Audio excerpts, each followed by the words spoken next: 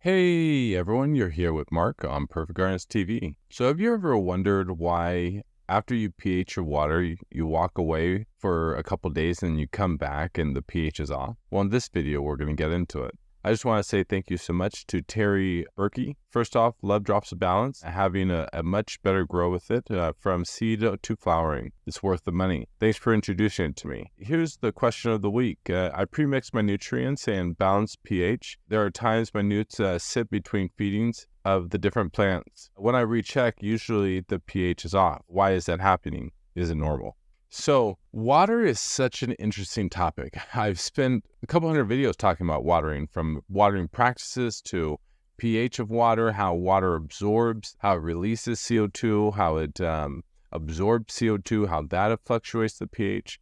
So is that normal?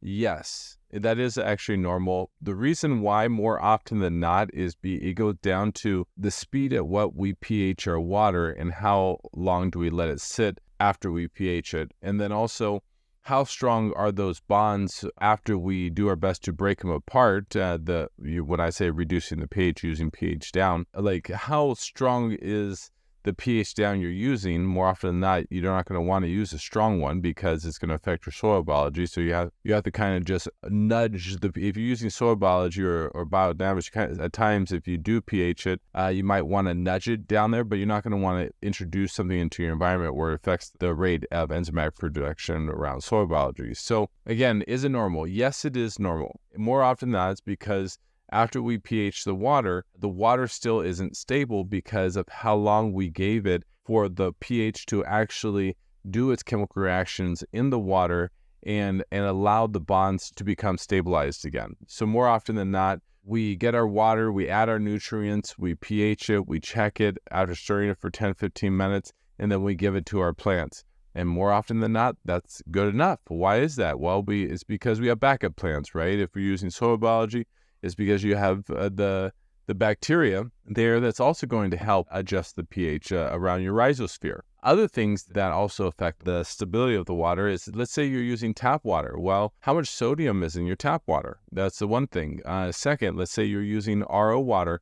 Yes, I do understand you're adding nutrients, but RO water, more often than not, is going to be alkaline because it absorbs carbon. That's why when you're using RO water, you're going to initially, before ever using pH down or anything along those lines, you're going to want to help stabilize the RO water by maybe adding some drops of balance at a ratio of 1 ml per gallon, or maybe a cup of spring water, because you're going to want to add some macro minerals, a larger amount of macro minerals in there. The spring water will be carrying additional calcium, magnesium, and other things that more often than not in those situations. Then because there's enough molecules, the water will be able to get stabilized, and it's not going to be so reactive to the atmosphere and trying to absorb CO2. And when it absorbs CO2, it increases the pH. So that's why if you add fertilizer to your water after adding, once again, some drops of balance and using RO water, the fertilizer you add in, maybe it's some CalMag, maybe it's your NPK,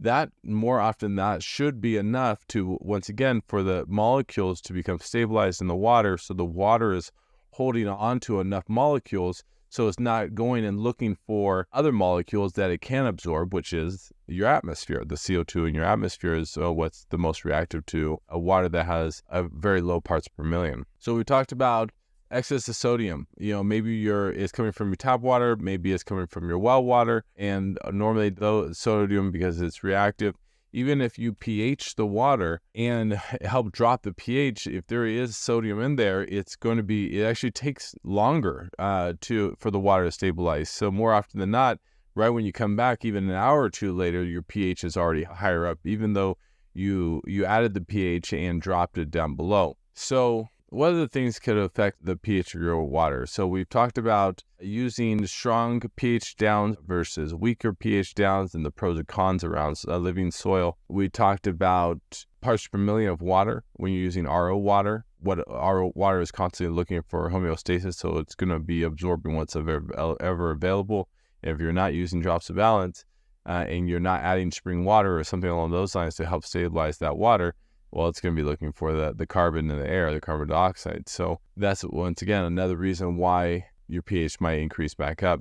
But then more often than not, it's because when we originally pH it, that pH down hasn't had an opportunity to really actually properly disperse or diffuse into the water.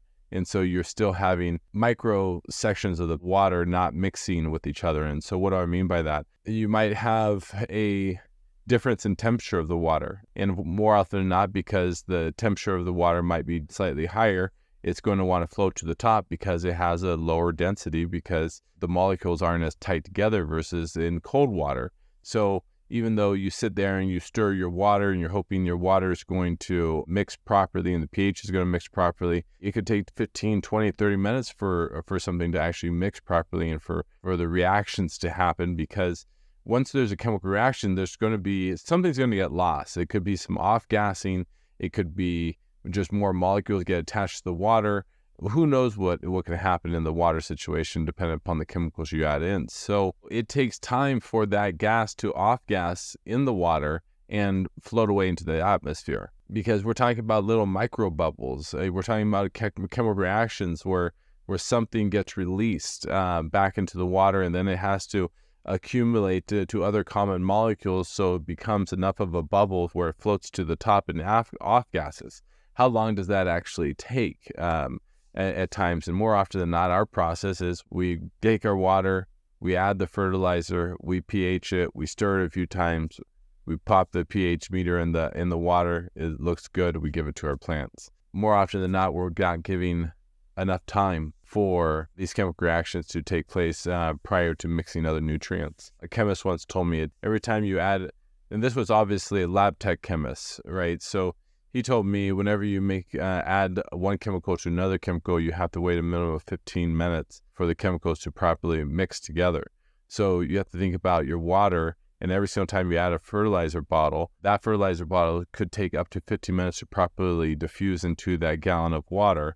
And then if you have another bottle, that's another 15 minutes. You have another bottle, it's another 15 minutes, right? So that ends up potentially being, a 45-minute or hour-long experience. Do you really want to wait that long? No, absolutely not. That's why we mix them in there pretty quick. We throw the micro in the first, the grow, the bloom. I throw the additives in, stir it up, pH it, give it to our plants, and it looks good enough. Though when you give it time, though, you start to see that how we initially did it wasn't the ideal way to do it, though it still worked. So I hope this video was helpful. This question actually comes up quite often. For some reason, I haven't shot a video like this, because I should have, because I've been asked this question a whole bunch of different times. And I've really tried to turn it around and shift the mindset of why are we doing these practices? What is the ideal situation? What is enough to get the job done? And more often than not, as where the industry is going, sometimes learning to just get the job done is the most cost-effective way of being able to advance our overall vision. Thank you so much. Please remember to like, share, and subscribe. Please give me a thumbs up. It's super helpful. And if you get the opportunity to share this video, once again, it definitely helps the algorithm. So thank you. Have a great grow, guys.